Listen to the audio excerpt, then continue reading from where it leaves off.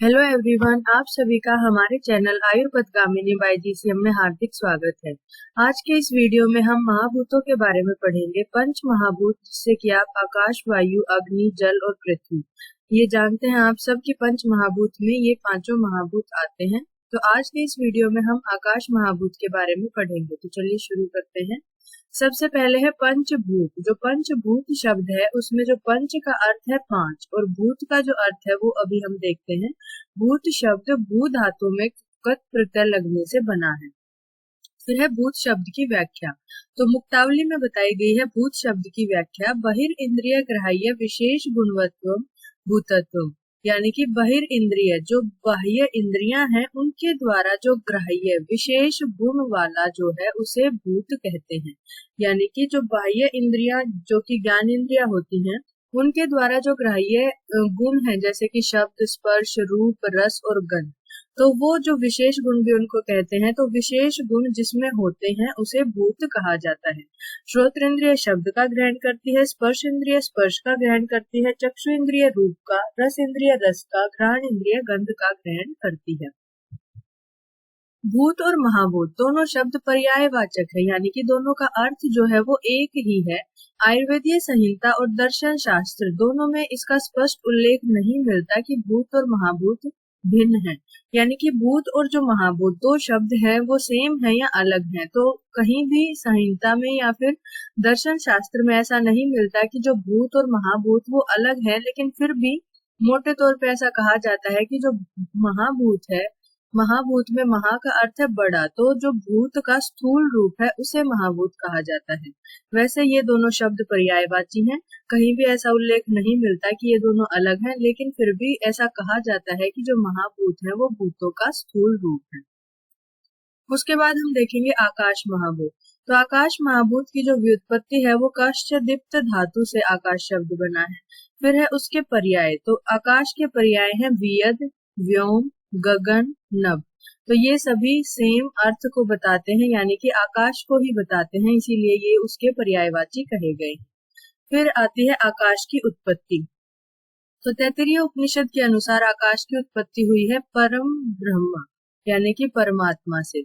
न्याय वैशेषिक दर्शन ने आकाश को नित्य माना है। तो हम सभी जानते हैं कि जो चीजें नित्य होती हैं उनकी उत्पत्ति नहीं होती और उनका विनाश नहीं होता, वो सदा ऐसी की ऐसी बनी रहती हैं। तो न्याय वैशेषिक दर्शन ने जब आकाश को नित्य माना है तो उन्होंने कहा है कि इसकी उत्पत्ति किसी से नहीं होती। फिर सांख्य योग दर्शन और आयुर्वेद अनुसार जो सृष्टि उत्पत्ति क्रम है वो सेम सा है। तो उसमें क्या है, शब्द तन मात्रा। तो अव्यक्त महान अहंकार जो सृष्टि उत्पत्ति क्रम आपने पढ़ा होगा उसमें पहले तन मात्राएं बनती हैं, उसके बाद उनसे महाभूतों की उत्पत्ति होती है। तो उसी हिसाब से यहाँ पे सांख्य योग दर्शन ने शब्द तन मात्रा से आकाश की उत्पत्ति मानी है और आयुर्वेद में भी शब्द तन मात्रा से ही आकाश महाभूत की उत्पत्ति मानी गई है। फिर है आकाश के लक्षण। प्रशस्त पाद के अनुसार कहा गया है शब्दत्व अभिसंबंधात आकाश है, यानी कि शब्दत्व जो जाति है उससे जिसका समवाय संबंध होता है उसे आकाश कहते हैं। समवाय संबंध से जो शब्दत्व जाति जिसमें रहती है, समवाय संबंध होता है अविनाभाव, यानी कि कभी ना अलग होने वाला संबंध जो हमेशा बना रहता है। तो जिसमें शब्दत्व जो है वो हमेशा रहता है, समवाय संबंध से रहता है, उसे आकाश कहते हैं। फिर है तर्क संग्रह के अनुसार शब्द गुणकम आकाशम तच एकम विभु नित्यम च। तो जिसमें शब्द गुण रहता है तो उसे आकाश कहते हैं, वो एक है, विभु है और नित्य है। तो शब्द गुण क्या है, समवाय संबंध से आकाश में रहता है। समवाय संबंध अभी हमने पढ़ा कि अविनाभाव संबंध होता है, कभी ना अलग होने वाला संबंध होता है। फिर है एकत्वम। तो आकाश एक है, आकाश के भेद नहीं होते। तो आकाश का मतलब है कि खाली स्पेस।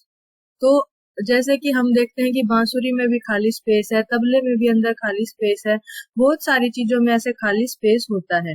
तो वो जो उसके भेद हैं कि अब बांसुरी का आकाश अलग है, तबले का आकाश अलग है, तो ये जो इसके भेद हैं ये औपाधिक भेद है। यथार्थ भेद ये आकाश के नहीं है। आकाश एक ही है, उसके भेद नहीं होते। ये जो भेद किए जाते हैं वो उसके औपाधिक भेद होते हैं। फिर है विभुत्व। तो विभु का मतलब क्या होता है, सर्वव्यापी। तो आकाश सर्वव्यापक है, इसका अस्तित्व जो है वो सर्वत्र हर जगह रहता है। फिर है नित्यत्व। तो आकाश नित्य है। आकाश का स्वरूप नहीं होता तो इसे नष्ट नहीं किया जा सकता, ना ये किसी से उत्पन्न होता है, ना ये किसी से नष्ट किया जा सकता है। तो जो आकाश है वो नित्य है। फिर है वैशेषिक दर्शन के अनुसार आकाश के लक्षण। निष्क्रमणम प्रवेशनम इति आकाशस्य लिंगम। तो निष्क्रमण और प्रवेश करना ये आकाश का लक्षण बताया गया है। तो निष्क्रमण का मतलब है कि बाहर निकलना, प्रवेश का मतलब है कि अंदर जाना। तो जो खाली स्पेस होगा, अंदर जाने के लिए या फिर बाहर निकलने के लिए खाली स्पेस की आवश्यकता होगी, और जो खाली स्पेस देने वाला जो द्रव्य है, अवकाश जो देने वाला द्रव्य है, उसे आकाश कहते हैं।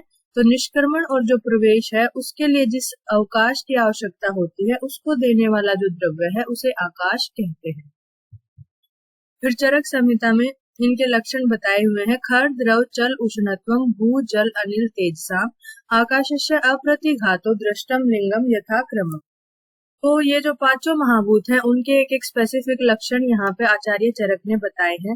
जैसे कि खर जो है वो भू का यानी कि पृथ्वी का है, द्रव जो है वो जल का है, चल अनिल यानी कि वायु का है, और उष्ण जो है वो अग्नि महाभूत का गुण है। साथ ही साथ आकाश महाभूत का भी लक्षण आचार्य चरक ने बताया है। आकाशस्य अप्रतिघातो, अप्रतिघात जो लक्षण है वो आकाश का बताया गया है, यानी कि जिसका प्रतिघात न हो सके, अप्रतिघात। फिर आते हैं आकाश के गुण। तत्र आकाशस्य गुणा शब्द संख्या परिमाण पृथक्तो संयोग विभाग। तो आकाश के ये 6 गुण बताए गए हैं। शब्द संख्या परिमाण पृथक्तो संयोग और विभाग। अभी एक एक करके हम इनको देखेंगे। शब्द क्या है, अभी हमने पढ़ा था, शब्द जो है वो समवाय संबंध से रहता है, और शब्द जो है वो श्रोत्र इंद्रिय के द्वारा ग्रहण किया जाता है। फिर है संख्या। तो संख्या में आकाश महाभूत की एक संख्या होती है। अभी हमने पढ़ा था कि इसके भेद नहीं किए जा सकते। जो बांसुरी का अवकाश है या फिर तबले का या किसी भी चीज का जो अवकाश है, उसे औपाधिक भेद हम मान सकते हैं, लेकिन वैसे आकाश महाभूत एक ही है, उसके कोई भेद नहीं होते। फिर है परिमाण। तो परिमाण क्या है, आकाश का महत परिमाण है, यानी कि बड़ा परिमाण है। अभी हमने देखा था कि वो विभु है, सर्वव्यापी है, तो इसी वजह से उसका महत परिमाण होता है, बड़ा परिमाण होता है। फिर है पृथक्त्व। पृथक्त्व यानी कि अलग होना। तो 9 कारण द्रव्यों में आकाश को भी स्थान दिया गया है। इसका अर्थ है कि वो अन्य 8 कारण द्रव्यों से पृथक है, इसीलिए उसे भी 9वां कारण द्रव्य माना गया है। फिर संयोग विभाग। तो आकाश का अन्य द्रव्यों से संयोग और विभाग होने पर ही शब्द की उत्पत्ति होती है। या फिर इसे ऐसा भी मान सकते हैं कि जो आकाश है वो संयोग विभाग का कारण होता है, जैसे कि बताया था आचार्य ने कि निष्क्रमण और प्रवेश ये इसका लक्षण होता है। तो जब निष्क्रमण होगा तो विभाग होगा उस स्थान से, और जो प्रवेश होगा तो संयोग होगा। तो संयोग और विभाग का भी आकाश जो है वो कारण होता है। फिर है सुश्रुत संहिता के अनुसार सत्व बहुलम आकाशम। तो जो सत्व, रज और तम, इनका रिलेशन महाभूतों के साथ आचार्य सुश्रुत ने बताया है। तो उसमें जो आकाश है वो सत्व गुण की प्रधानता वाला होता है। फिर है चरक संहिता के अनुसार बताया गया है मृदु लघु सूक्ष्म लक्षण शब्द गुण बहुलान्य आकाशात्मकानि। तो क्या है कि मृदु, लघु, सूक्ष्म और लक्षण और शब्द गुण बहुल जो भी द्रव्य होते हैं उन्हें क्या कहेंगे, आकाशीय द्रव्य कहेंगे। यानी कि जिन भी द्रव्यों में मृदुता, लघुता, सूक्ष्मता, लक्षणता और शब्द गुण ये सब गुण होंगे, उन द्रव्यों को आकाश महाभूत प्रधान हमें जानना चाहिए, और आकाश महाभूत प्रधान होने से ही उन्हें आकाशीय द्रव्य कहा जाता है। फिर है आयुर्वेद अनुसार शरीरस्थ आकाशात्मक भाव, यानी कि शरीर में आकाशात्मक भाव कौन कौन से हैं आयुर्वेद के अनुसार। तत्रस्य आकाशात्मकम शब्द श्रोत्र लाघवम सूक्ष्मम विवेकस्य। तो ये जो भाव बताए गए हैं ये आकाशात्मक बताए गए हैं, यानी कि आकाश महाभूत की प्रधानता वाले जो शरीर में भाव हैं वो बताए गए। हम सभी को पता है कि जो शरीर है वो पंच महाभूतों से ही बना है, तो उसमें जो आकाश वाले भाव हैं वो यहाँ पे बताए गए हैं। तो शब्द, श्रोत्र, लघुता, सूक्ष्मता और विवेक। तो अभी हमने पहले पढ़े थे कि ये गुण भी होते हैं आकाशीय द्रव्यों के, और उन्हीं के हिसाब से ये बताया गया है कि जो भाव आकाश महाभूत वाले शरीर में पाए जाते हैं, शब्द, श्रोत्र, लाघवता, सूक्ष्मता और विवेक। फिर है आकाश महाभूत का चिकित्सीय महत्व क्या है। तो जिस महाभूत की शरीर में कमी हो जाती है तो उसी महाभूत प्रधानता वाले द्रव्यों का सेवन करवा के उसकी वृद्धि की जा सकती है। ये सामान्य और विशेष जो सिद्धांत है ये हमने पढ़ा है कि जब किसी चीज की कमी हो जाती है तो उसी गुण वाले द्रव्यों का प्रयोग करने से सामान्य से उसकी वृद्धि हो जाती है, और जब किसी चीज की अत्यधिक वृद्धि हो जाती है तो उससे विपरीत विशेष यानी कि उससे विपरीत गुण वाले द्रव्यों का प्रयोग करवा के उसे सम अवस्था में लाया जा सकता है। तो आकाशात्मक द्रव्यों के सेवन से शरीर में मृदुता, शोषिर्य, लघुता उत्पन्न होती है। अभी हमने पढ़ा था कि ये भाव है और ये गुण भी हैं आकाशीय द्रव्यों के, और शरीरस्थ भाव भी हैं। तो जब शरीर में इन चीजों की कमी हो या फिर ये चीजें उत्पन्न करनी हो तो आकाशात्मक जो द्रव्य है, आकाश महाभूत प्रधान जो द्रव्य है, उनका सेवन करने से ये चीजें शरीर में उत्पन्न हो सकती हैं। फिर शमन औषधि जो होती है वो आकाश महाभूत प्रधान होती है।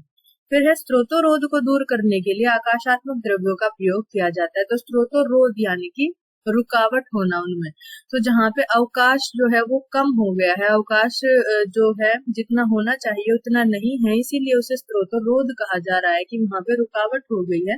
निष्क्रमण और प्रवेश जो लक्षण बताया गया है वहां पे उसमें हानि हो रही है। तो उस चीज में क्या करेंगे कि हमें समझना चाहिए कि आकाश जो महाभूत है वहां पर उसकी कमी हो गई है, तो उसको बढ़ाने के लिए सामान्य सिद्धांत से हमें आकाशात्मक द्रव्यों का ही प्रयोग करना चाहिए। फिर शरीरस्थ भाव पदार्थों का योग्यता वहन करने के लिए जब आकाश होगा यानी कि अप्रतिघात जो लक्षण है जिसका प्रतिघात ना हो, तो उसी वजह से क्या होगा, योग्यता वहन हो सकता है। जब अवकाश होगा, स्पेस होगा, तभी तो जो चीजें हैं, जो भी भाव पदार्थ हैं जिनका वहन होना है किसी ओपन स्पेस में से, तो वो वहन अच्छे तरीके से हो पाएगा। फिर तिक्त रसात्मक द्रव्यों में वायु और आकाश की प्रधानता होती है। तो जो 6 रस हमने पढ़े हैं उनके साथ जो महाभूतों का रिलेशन है, उस हिसाब से जो तिक्त रसात्मक द्रव्य हैं उनमें आकाश और वायु महाभूत की प्रधानता होती है। यानी कि जब आकाश महाभूत की प्रधानता वाले द्रव्यों की हमें आवश्यकता है तो हम तिक्त रसात्मक द्रव्यों का भी प्रयोग कर सकते हैं। तो ये है आकाश महाभूत का चिकित्सीय महत्व। तो आकाश महाभूत हमारा अभी इस वीडियो में कंप्लीट हो गया है। नेक्स्ट वीडियो में हम अलग अलग महाभूतों के बारे में पढ़ेंगे। तो थैंक यू सो मच। आज के लिए इतना ही। अगर आपको हमारी वीडियो अच्छी लगे तो प्लीज वीडियो को लाइक करें, चैनल को सब्सक्राइब करें, शेयर करना ना भूलें। Thank you so much.